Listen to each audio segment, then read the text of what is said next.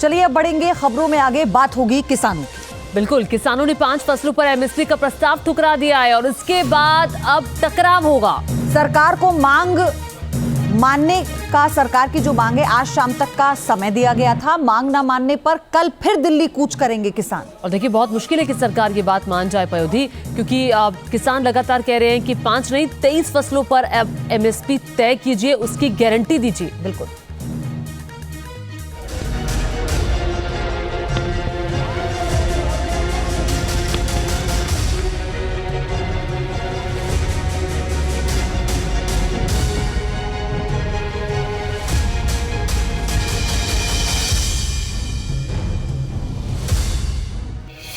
MSP पर महाभारत जारी, 21 को दिल्ली कूच की तैयारी।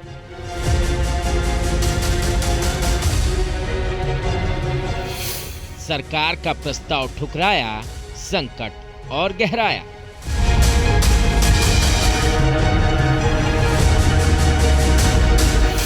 सरकार से नहीं बनी बात, अब आगे का क्या है प्लान?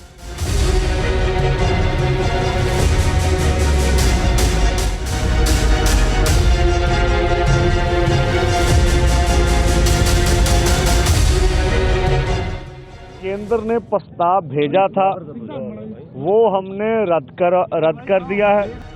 इसके साथ ही ये साफ हो गया कि किसानों ने केंद्र सरकार के प्रस्ताव को नामंजूर कर दिया है। केंद्र सरकार के प्रस्ताव पर विचार करने का आश्वासन देने वाले किसान नेताओं ने 24 घंटे के भीतर ही केंद्र सरकार के सभी प्रस्तावों को ठुकरा दिया। किसान नेताओं का दावा है कि सरकार ने जो प्रपोजल दिया है उसमें कुछ भी नहीं है। उसकी वजह ये है कि सरकार बोलती है कि 1.5 लाख करोड़ से अधिक हम लगा के प्रोक्योरमेंट करेंगे। तो ये बहुत सी स्टडीज आई हैं कि अगर एमएसपी लीगल गारंटी कानून बना दिया जाए, ये तो 5 फसलों के ऊपर है, वो सभी फसलों के ऊपर इतना पैसा लगाने से सभी देश का भला हो जाएगा। तो जिसमें देश का भला होगा वो कार्य कीजिए। किसानों का ऐलान, 21 फरवरी को दिल्ली मार्च। केंद्र सरकार से 4 दौर की बातचीत हो चुकी है, लेकिन किसानों की बातचीत बेनतीजा रही है। लिहाजा किसानों ने एक बार फिर सरकार को चेतावनी दी है, साथ ही ऐलान भी कर दिया है 21 फरवरी को दिल्ली मार्च का।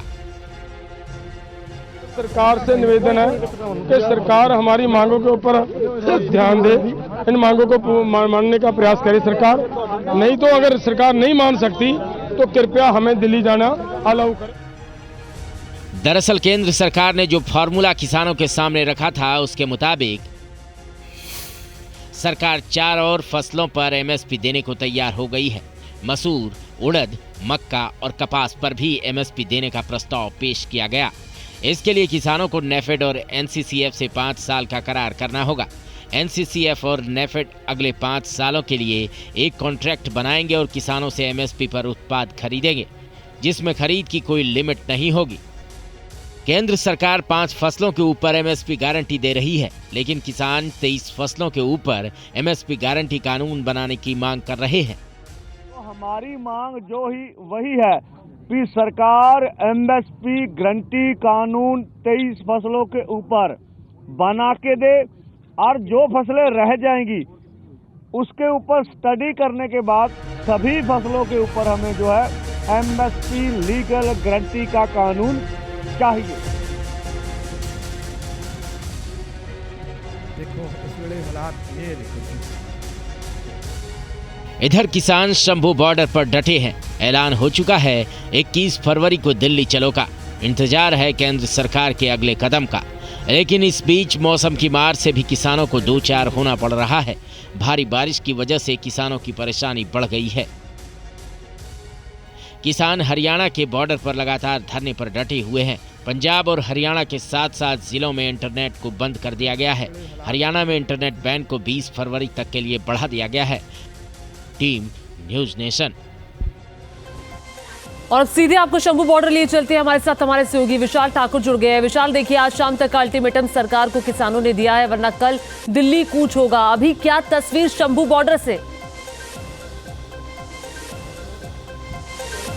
देखिए बिल्कुल जिस तरह से जो किसान हैं पंजाब के वो शंभू बॉर्डर पर पिछले 7 से 8 दिनों से बैठे हुए हैं और जिस तरह से केंद्र सरकार ने जो प्रस्ताव दिया था अब उस प्रस्ताव को किसानों ने ठुकरा दिया है। उनका साफ तौर पर कहना है कि स्वामीनाथन रिपोर्ट और जो 23 फसलें जिस पर MSP की मांग वो कर रहे थे वही होना चाहिए, जो 5 फसलें उन्होंने दी थी उसको नामंजूर कर दिया है।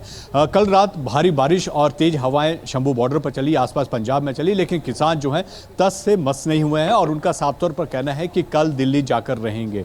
अब देखना होगा कि जिस तरह से जो प्रस्ताव केंद्र सरकार का आया था उसको ठुकरा दिया है, आज शाम तक का वक्त है, अब क्या दोबारा बातचीत होती है या फिर जो किसान हैं वो आगे बढ़ते हैं। और जिस तरह से जो अन्य जत्थेबंदियां हैं पंजाब की अब वो भी जो है कहीं ना कहीं इस जो धरने में या इस प्रदर्शन में जुड़ रही हैं। आज जो बीजेपी के बड़े नेता हैं उनके घरों का घेराव किया जा रहा है, पंजाब में टोल फ्री जो है आज रखे जाएंगे, तो अब ये आंदोलन जो है आगे बढ़ रहा है। मतलब जो दिल्ली कूच स्टैंड बाय पर था उसे बहाल कर दिया गया है, यानी फिर से एक बार दिल्ली कूच की तैयारी में है किसान। विशाल, आपके जरिए और जानकारी हम लेते रहेंगे। आपका धन्यवाद।